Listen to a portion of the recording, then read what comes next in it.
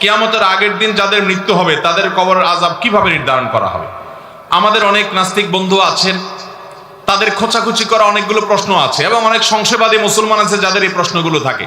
তাদের প্রশ্নটার মানে হলো আল্লাহ তাআলা শত শত হাজার হাজার বছর, কিয়ামতের চাইতে আরো হাজার বছর আগে যারা দুনিয়া থেকে মারা গেছেন তাদের অপরাধী হলে তাদের কবরে শাস্তি দিবেন, আবার ঠিক কিয়ামতের আগের দিন যে মারা যাবে তারেও শাস্তি দিবেন। এখন প্রশ্ন হলো যে কিয়ামতের আগের দিন মারা গেলে সে তো কয়েক ঘন্টা বা একদিন শাস্তি পাইলো, যে হাজার হাজার বছর আগে মারা গেলে সে তো হাজার হাজার বছর ধরে শাস্তি পাইলো, তাহলে দুজনের প্রতি দুই রকম আচরণ হলো, জুলুম হয়ে গেল, বৈষম্য হয়ে গেল।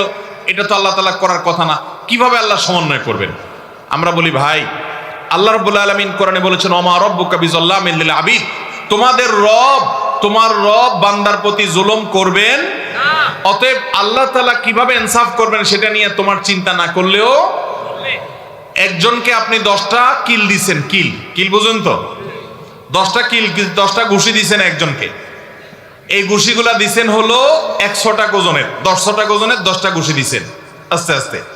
আরেকজনকে একটা ঘুষি দিছেন 100 টাকা ওজনের, আরেকজনকে একটা ছুটিক দিছেন, ঘুষি দিছেন 10 কেজি ওজনের।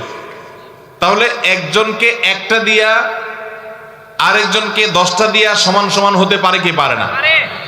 হাজার বছর আগে যে মারা গেছে কবরে, আল্লাহ তাআলা তাকে শাস্তি দিয়েছেন এক পর্যায়ে, একদিন মাত্র কিয়ামতের আগে মারা গেছে, একে শাস্তি দিয়েছেন তার শাস্তির মাত্রা ভিন্ন পর্যায়ের হতে পারে।